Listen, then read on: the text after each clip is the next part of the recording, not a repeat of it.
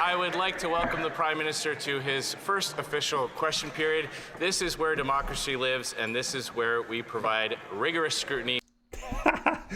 That's smart. He's like, I'm gonna cook you. You're doing bad job. Let's see. On every word he says and every dollar he spends on behalf of Canadians. Now, let's talk about those words and dollars. During the election campaign, it was elbows up as he put retaliatory tariffs on the U.S. Then secretly, he dropped those tariffs to effectively zero. But he didn't stop there. He told Canadians that the government would collect $20 billion in revenue from those tariffs and use it to cost his platform. Now, whoa, elbows up, elbows up. Okay, $20 billion. So is he gonna pay it from his secret funds in Bermuda or wherever it was? Because yeah, I heard that he dropped the tariffs and it was ridiculous. Apparently he set it up the way that one day after the meeting with Donald Trump, the tariffs were dropped. And he signed this order like even before the meeting. It's just so shady. And again, it just proves what I'm saying. He's two-faced. We don't know where his loyalty lays. And it's definitely not with the Canadians. He behaves differently in Canada. In Canada, it's all elbows up and we're going to be chickens, right? But then he goes to US and he is chicken. Yeah, elbows down and just brownie points from President Trump. It's very ridiculous, this behavior.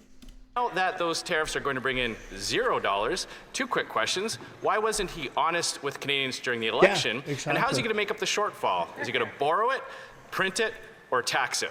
Tax it. The right honourable Prime Minister.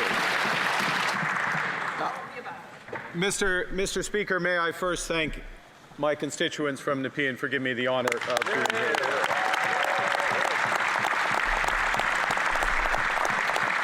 And could you also indulge me to say how great it is to see you in the Speaker's chair, and I trust that you're operating under the period of grace that will not be accorded to me. Appropriately, as the Leader of the Opposition just said. Mr. Speaker, our tariffs have maximum impact on the United States, minimum impact on Canada, and we are dedicating all the revenues from those tariffs to supporting the workers and businesses affected by the unjustified American actions. Hear, hear. Wait, what tariffs? The ones that he dropped? Because it's not the first time I'm hearing about this. The Honourable Leader of the Opposition. Well, he didn't take long to pick up old Liberal habits of not being able to answer questions. But since the election, Canadians have been inundated with grand rhetoric and pretty speeches from this Liberal Party, but they are still suffering under all those policies. Yep. Household debt up at record levels. Number of people who can't pay their mortgages increasing. Food bank use continuing to rise. Now TD Bank is forecasting a recession with hundreds of thousands of lost jobs. The PM said undoing the damage of the last 10 years would require great speed, but he's not going to table a budget. Wait, what damage of last 10 years? Who was in power for the last 10 years? Ooh, that's right, Liberals. Not President Donald Trump, right? I thought our biggest issue was President Donald Trump, but out of nowhere it's a damage of past 10 years. Which was, again, Liberals in power. And yet, what Mark Carney did is he chose pretty much the same people like Justin Trudeau had into the government. So what are we talking about? Undoing the damage of the people you chose again, all over again. And again, I'm sorry, Canadians, but how did you let this happen? How did you let Carney bamboozle you into voting him in? And now he admits himself that he needs to undo the damage of past 10 years. For 6 months. If he's the man with the plan and the guy you hire in a crisis, why won't he table a budget before he goes on summer vacation? True. Honourable Prime Minister. Mr. Speaker, I understand the member of the opposition is very busy, didn't have a chance to study closely the 100-day plan of the former member from Ottawa, Carleton, which did not include a budget. Our plan includes legislating. Our plan includes legislating for one Canadian economy and nation-building projects immediately to grow this economy, and we expect the support from all in this House. The honourable leader. What does it mean immediately for him? Like immediately after he got elected, or immediately after he got put into the position, or immediately like right now? Because I'm kind of lost. But let me tell you, this whole scene. What is that? Is that the theater? No, I'm not surprised everyone's making fun of Canada. And honestly, I'm not surprised Canada is in such a deep shit if this is how they lead all of their government sessions or parliament sessions or whatever it is. Like, why are you paying this guy, the speaker, so he says, oh, honorable prime minister? And again, really? Honorable? He's lying left and right. Leader of the opposition. They must be really afraid to come clean with Canadians if they're going to punt it off into the fall. But, Mr. Speaker, with the throne speech yesterday, Liberals have effectively admitted that it was their policies that caused the suffering for Canadians. Their reckless borrowing and massive deficits caused the inflation. The carbon tax drove up prices and drove away investment. And their anti-development bills chased jobs out of Canada. Now, the Prime Minister is claiming that somehow the Liberals have changed. Well, he has a chance to prove it to Canadians. If he's serious, will he tell Canadians that pipelines are part of his values by repealing Bill C-69, the No More Pipelines bill? We know he won't, because again, his loyalty is all over the place, and if he keeps the C-69 active, that means his former company, and I'm saying former because he didn't disclose his assets, he might as well still have some shares in the Brookfield.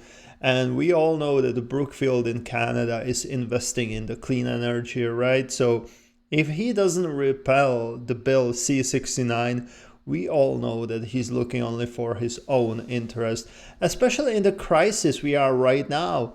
Just pause the bill C-69 for, I don't know, 10 years until we get out of this, and then we can start talking about clean energy. But like, what is it good trying to reach the clean energy when we're gonna have homeless cities? Not just the streets, but literally cities, provinces, everything. Because yeah, the situation's really bad right now. Like, it's really, Canada is in crisis. The Right Honourable Prime Minister. Canada's new government is acting immediately to grow this economy. The new government that's exactly the same like Trudeau's government, that's exactly the government that screwed us in the last 3-4 years. I just made my maiden speech in this House. Canada's new government, Mr. Speaker, is acting immediately to grow this economy, one Canadian economy out of 13, nation-building projects, one project office, working with the provinces to cooperate. We expect the support from the members opposite. Hear, hear. That's right. So he pretty much doesn't have any answers. But he's really enjoying this theater and giving no answers. Can you imagine Elon? If he saw this, well, he probably knows, right? Because I think he still has Canadian citizenship. But if we had Doge here, the speaker would be the first guy to go. Or whatever, the guy who's announcing who's gonna talk. Like, why? Why are we paying someone like this?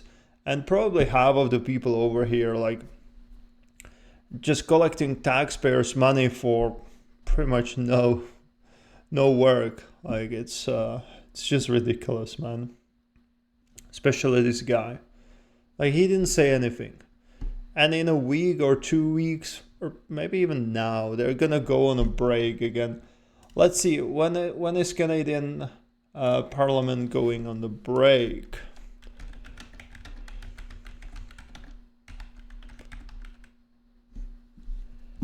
So back in session in 2025, the first session of the 45th. Okay, so that's the new one. May 27th. The House is adjourned until May 30th. Okay. Well, House of Commons sit again June 2nd, and after that, House of Commons sitting calendar. Let's see. Okay, so they're gonna work for 4 weeks, and then they're going on a break for 2 months. Do you really think you can figure out or solve the crisis in 4 weeks? And then for 2 months doing nothing? Well, the worst thing is that for 2 months, it's all gonna be up to CARNEY. So he's gonna have pretty much kind of unlimited power.